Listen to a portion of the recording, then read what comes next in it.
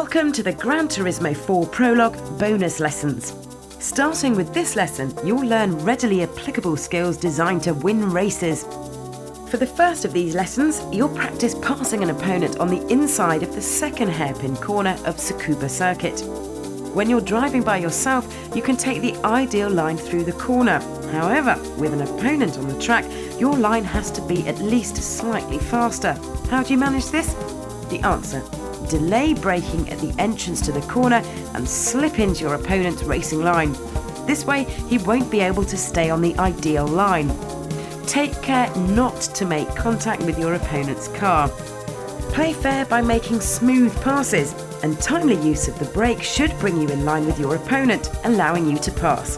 Best of luck with the lesson.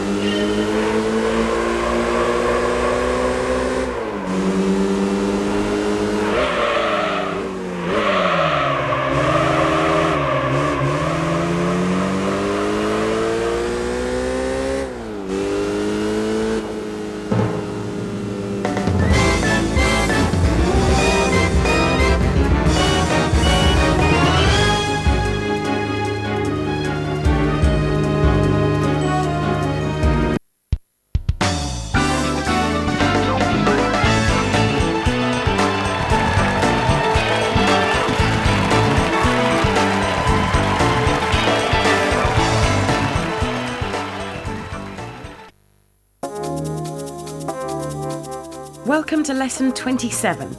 In the last lesson, you learned how to pass your opponent on the inside of the racing line, but that strategy won't work every time. Time now to learn how to pass on the outside of your opponent. This lesson takes place in the same area, the second hairpin corner of the Tsukuba circuit. As you approach the corner, if it seems too difficult to pass your opponent on the inside, don't risk it. Align your car with your opponent on the outside and race like that to mid-corner.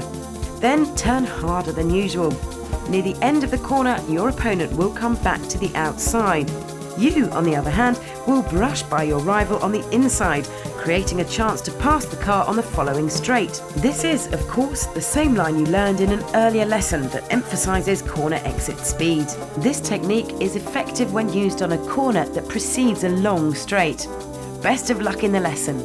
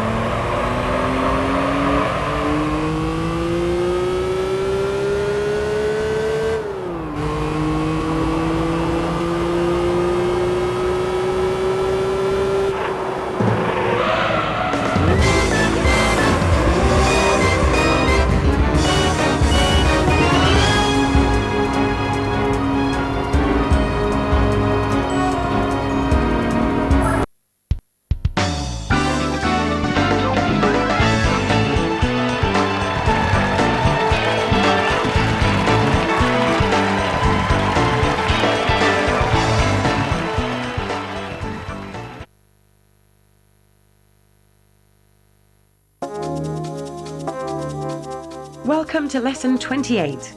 In this lesson, you'll be practicing a technique crucial for high-speed circuit racing, the Slipstream pass. The location is the well-known high-speed track, the Fuji International Speedway.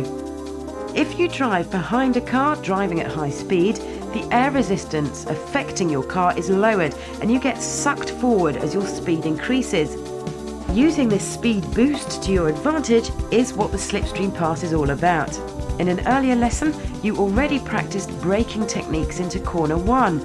Now you'll learn to drive right behind your opponent's car, then just before you reach corner 1, slip into the inside. Try not to be either too early or too late on your grab for the inside. If you make your move too early, you won't be able to take full advantage of the other car's slipstream. If you're too late, you won't line up correctly next to your opponent. Using the slipstream is all about timing. Give it a few tries until you can get a feel for the perfect moment. Now, good luck with the lesson.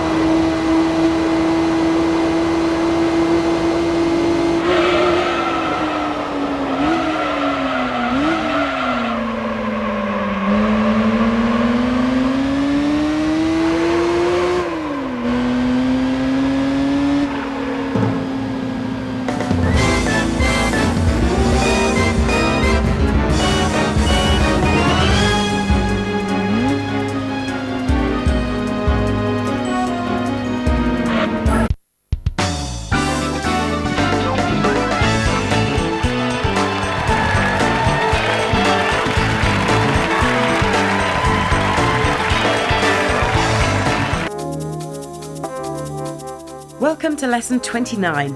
Finally, your chance has come to experience a real race taking place on the Tsukuba circuit. As you start, the opponent's car is 10 seconds ahead of you. You have 3 laps to overtake him. By now, you should be comfortable driving on the Tsukuba circuit. However, now you have to pass your opponent successfully, and you'll have to consider the best passing points. Ideal points include the entrance to the first corner, the 2 hairpins, and the last corner. Consider the distance between you and your opponent and the differences in your lap times to determine approximately where you will catch up with his car. It isn't easy to overtake on the Tsukuba circuit, so you should try driving a variety of lines and study the different passing possibilities. This is not a 3-lap time trial. You will pass the test only by overtaking your opponent and maintaining your lead for a duration of 10 seconds. Be very careful not to make contact or you will be disqualified instantly. Best of luck!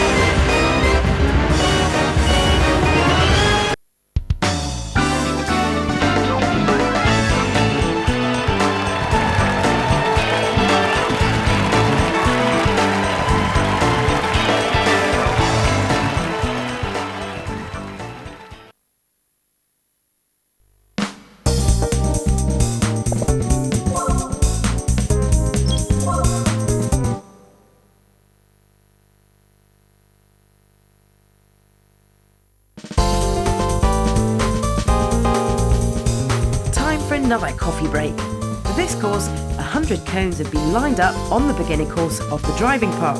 Touch them as fast as possible for the best trophy. The cones are aligned to the racing line. On the corners, this means they're placed in an out-in-out formation, giving you a chance to review your basic driving knowledge.